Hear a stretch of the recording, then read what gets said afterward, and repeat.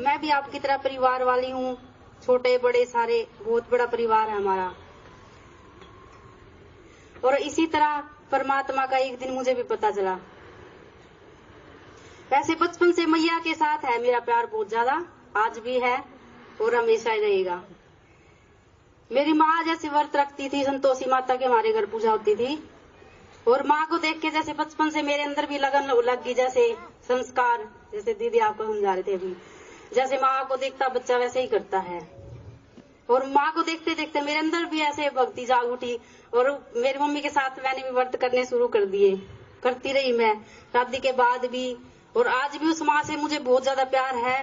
मेरी एक आदत थी, बहुत सारे ऐसे जिनकी होती है बात करने की, मूर्ति के आगे बैठ के बातें करती थी, मैं अपने मन का सारा हाल सुनाती थी बचपन से ही। यहाँ तक कि जब रिश्ता शादी का टाइम था तभी मैंने अपने दिल की बात उससे की। मुझे नहीं पता कौन से परिवार के साथ तूने मेरा रिश्ता जोड़ना है, पर मुझे इतना विश्वास है कि तुझे जहाँ पे भेजेगी ना, मुझे बहुत अच्छे लोग होंगे, वो बहुत अच्छा परिवार होगा। इसी तरह फिर शादी के बाद ससुराल आ गई, और मैया की पूजा जैसे आराधना, बहुत अच्छा परिवार, भक्ति भावना वाला मेरा ससुराल बहुत अच्छा मिला मुझे, ये भी बहुत अच्छी मेरी किस्मत है। इसके बाद हम एलनाबाद आ गए, जैसे ये टीचर है मेरे युगल, हम एलनाबाद आ गए। एलनाबाद आने के बाद ऐसे ही नवरात्रों के दिन थे, और नवरात्रों में मेरी आदत थी मैया की जैसे चुन्नी बढ़ानी, ऐसे ही बहुत भक्ति भावना थी, और मंदिर जाती थी मैं दोनों टाइम। और ये इन्होंने कहीं आश्रम देख लिया था, ब्रह्मा कुमारी आश्रम, मैंने तो नाम भी नहीं सुना था कभी, ब्रह्मा कुमारी कोई आश्रम भी है। और ये पहले देखा है, दीदी से मिलाए, उसके बाद ये घर आए और मुझे कहने लगे तेरे को आश्रम में ले चलता हूँ, चलना है ना, जरूर, वहाँ दीदी है और अच्छी अच्छी बातें सुनाती है। मैं आश्रम में मैं क्या करूंगी, आप जाओ, आप मिलाओ दीदी से, कोई बात नहीं, फिर ले चलना मुझे, दीदी तो खाली बैठे, उनने कोई काम थोड़ी है। ऐसे बोला मैंने, क्योंकि आज समझ तो थी नहीं ना क्या बोल रही मैं, क्योंकि वो दीदी कल को मेरे लिए देख कितना बड़ा मेरा भाग्य जगाने के निमित्त बन गया आज। फिर मैं मेरे को ये तो था, ये समझदार पढ़े लिखे ऐसे वैसे आश्रम में तो ले जाने वाले नहीं है, क्योंकि आजकल आश्रम के नाम से भी डरते हैं ना सब, है ना, एक डर सा बैठ गया। और सचमुच में प्रैक्टिकल हम देख भी रहे हैं, आज कोई विश्वास तो रहे ही नहीं। मैं इनके साथ चली गई, बच्चे छोटे छोटे थे उस टाइम, 10 साल पहले की बात है। हम आश्रम में चले गए दोनों, और दीदी से मिलवाया, दीदी ने ओम शांति बोला, और मैंने तो ओम शांति ही नहीं सुना था कभी, मेरे को पता ही नहीं मैं क्या बोलूं। मुझे बहुत अच्छा लगा दीदी से मिलके, व्हाइट साड़ी में दीदी बैठे वहाँ, एकदम शांति सी, बाबा की फोटो लगी हुई वहाँ, ब्रह्मा बाबा की, जिसमें परमात्मा आता है दुनिया में। तो मैं, दीदी ने कहा आप योग में बैठो, वहाँ पे एक मेडिटेशन रूम था, वहाँ पे दीदी ने बिठा दिया, और दीदी प्रदर्शनी वाली कोर्स वाली बुक लेने चली गई, जो आप कल से करोगे, जिस कोर्स के बारे में जानोगे। तो दीदी कोर्स वाली बुक लाई, दीदी ने हमें कोर्स कराया, पहला चित्र जैसे कराया, दीदी ने मुझे बताया कि हम शरीर से नारी आत्मा है, मैं आत्मा हूँ जिसको सांस जान प्राण कहते हैं, जो दिखाई नहीं देती। और दीदी का ये पॉइंट एकदम ऐसे दिल में लगा, मुझे झटका सा लगा, थोड़ी देर के लिए तो इतना रिलैक्स हो गई मैं एकदम तन मन से, मैं आत्मा हूँ, मैं शरीर नहीं हूँ, मैं ये हूँ ही नहीं जो मैं दिखाई दे रही, मैं तो वो हूँ, मैं दिखाई ही नहीं देती मैं। और आत्मा जानने से मुझे एहसास हुआ परमात्मा वो भी मेरे जैसा है, आत्मा का पिता, इसलिए वो दिखाई नहीं देता। इसका मतलब जो दिखाई दे रहे ना देवी देवता, जिनको भगवान मान रही थी मैं आज तक, वो देवी देवता है, वो परमात्मा है ही नहीं, क्योंकि उनका तो शरीर है ना, दिखाई दे रही है वो। फिर मुझे गहराई से मैया के बारे में पता चला, अच्छा ये वो माँ है, ये वो देवी है, और सचमुच में वो देवी कौन है, ये मुझे एक बार नहीं बहुत बार का मेरा अनुभव है, ये बहुत बार का। उसके बाद हम इलाहाबाद से ट्रांसफर होके यहाँ सिरसा आ गए, दीदी के पास, बिंदु दीदी के पास। और मुझे ये सुनाते बहुत गर्व होता है कि दीदी की मैं पालना में पल रही हूँ, उस माँ की जिसकी एक मूर्ति से बात करती थी मैं, और वो मूर्ति ये है आपके आगे बैठी, जो ये है सचमुच में वो मूर्तियां, वो देवियां, जिनको हम जन्म जन्म से जिनकी पूजा कर रहे हैं, आराधना कर रहे हैं, और वो हमारे से कभी बात भी नहीं करती है ना, रो रहे हैं, दिल का हाल सुना रहे हैं और आ जाते हैं, लेकिन ये है वो सचमुच मूर्तियां, वो चिंतपूर्णी जो नैनों से निहाल करती है। और इनको बनाने वाला कौन है, परम पिता परमात्मा, जो खुद धरती पे आता है, भगवान, क्योंकि उसकी प्रत्यक्षता शायद वो दिखाई तो देता नहीं, लेकिन कुछ तो ऐसा सबूत होना चाहिए ना उसका भी, जो पता चले, पहचान मिले, उसका जीता जागता सबूत है ये आपके सामने। इनके द्वारा ही हमें वो प्यार का सागर वो आनंद का सागर निहाल करता है, हमारी इच्छा पूरी करता है, हमें इतना प्यार, इतना सुख, इतनी खुशी देता है। जिस खुशी के पॉइंट पे अब तक आप सुन रहे हो, वो खुशी कोई हमें इंसान नहीं दे सकता। क्या कोई इंसान है ऐसा किसी की जिंदगी में जो आपको परमानेंट सुख दे दे? कोई भी है तो हाथ खड़ा करो एक बार। कोई भी नहीं दे सकता। कितना ही चाहे हम किसी के लिए कहते जान भी दे दे तो भी नहीं दे सकता कोई। भगवान के अलावा कोई हमें प्यार कर ही नहीं सकता। और भगवान के महावाक्य है ये जो हम लगातार सुनते हैं।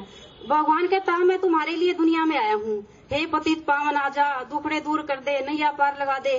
और कभी तो आया होगा दुनिया में, वो अब समय है उसके आने का, अब वो आया हुआ है धरती पे। और मैंने अपने जीवन में बहुत बार उसको अनुभव किया, बहुत बार उसको एहसास किया है, बहुत सारी ऐसी समस्या से पार उसने मुझे किया है। बहुत सारे परिवार में रहते भी ये नहीं है ज्ञान सुनने लगी, भगवान मिल गया तो मेरे कोई समस्याएं पार होगी बस खत्म, ऐसा कुछ नहीं है। वो हमें पावर देता है उसमें बढ़ने के लिए आगे। ऐसे पार हो जाते हैं हम जैसे कुछ था ही नहीं, एक खेल की तरह।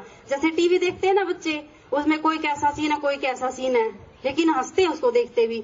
अब हंसी आती है, किसी के साथ कोई स्वभाव संस्कार टकराते हैं, मेरे साथ भी सब कुछ होता है आज भी, लेकिन मैं परेशान नहीं होती। अब मेरे को पता चल गया, भगवान ने मुझे समझा दिया इसके साथ हमारा कोई कर्म होगा, कोई रिलेशन है, कोई बच्चा बन के आया, कोई पति बन के, कोई पत्नी, कोई सास है, कोई कुछ है। क्योंकि अब ये एहसास हो गया ना, क्योंकि ये भी आत्मा, मैं भी आत्मा हूँ, इसका अपने शरीर के साथ मेरा कोई कनेक्शन है, बस वो चुकता हो रहा है और कुछ नहीं है। ये सब भगवान के बच्चे हैं।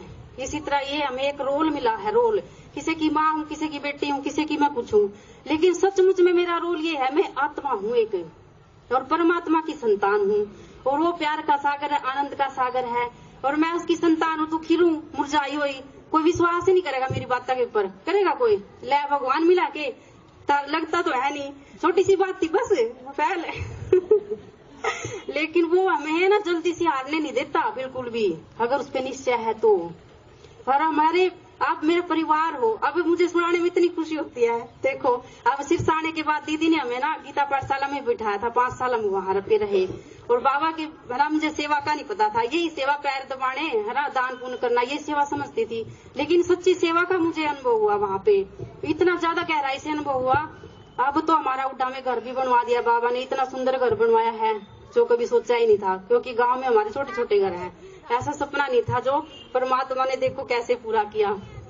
और दीदी का इतना बड़ा एहसान है मेरे ऊपर, हमारा जीवन संवार दिया इन्होंने, ऐसे श्रृंगार दिया जीवन को, कभी सोचा ही नहीं था ऐसा जीवन में जीऊंगी, सिर्फ और सिर्फ दीदी के कारण। देखो ये हमारे टीचर है, दीदी है, माँ है, सब कुछ है, क्योंकि बाबा इनके द्वारा ही हमें प्यार देता है, इतना सुख देता है। और जब वो मैया का जो बता रही थी ना, मैं मैया का साक्षात में सचमुच में ये अनुभव, एक बार मैं ऐसे ही प्रोग्राम में थे, अनुभव सुना रही थी मैं, तो मेरे युगल ने कहा तू मैया के बारे में इतनी देर होगी सुनाती, ये तो बता कौन है वो मैया। ये मैं, और मेरे को अनुभव नहीं था सचमुच में। वो दीदी को मैं, ये जैसे दीदियां हैं अच्छा ज्ञान सुनाती है, मैं ये सोचती थी ब्रह्मा कुमारी दीदियां हैं, जीवन संवरता है ये जो ज्ञान सुनाती है उसे, और ये नहीं पता था ये दीदियां ही वो देवियां हैं, सचमुच में ये वो दीदियां देवियां हैं। और ये मुझे अनुभव हुआ था मदर्स डे पे, दीदी ऐसे सबको दृष्टि दे रहे थे और मैं भी सब में बैठी दृष्टि ले रही थी।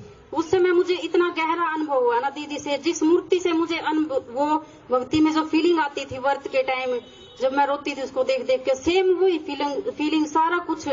तो मुझे अंदर से एहसास हुआ कि यही तो है वो माँ, यही है, इनके नैनों से वो प्यार बरसता, वो वाइब्रेशन, वो शक्तियां बरसती, तो मैं तो निहाल होगी बस आखिरी बार एक बात बोलूंगी, आप मेरे भाई बहनों देखो, मेरा जीवन इतना अच्छा बना दिया परमात्मा ने, इतना सुख शांति भरा जीवन, सारा कुछ निभाते हुए भी है ना, इतना आनंद आ रहा ना जिसकी कोई बस कह ही नहीं सकती। ये दुनिया कहते स्वर्ग का सुख है ना यहीं पे है, परमात्मा के प्यार से बड़ा कोई सुख है ही नहीं दुनिया में, पहली बात तो। और अपने स्वर्ग को बनाना हमारे हाथ में है। जैसे नारी कहते ना घर की लक्ष्मी है, कैसे घर की लक्ष्मी है नारी, इस ज्ञान को जब आप सुनोगे ना तब आपको वो एहसास होगा, सचमुच हम हो लक्ष्मियां।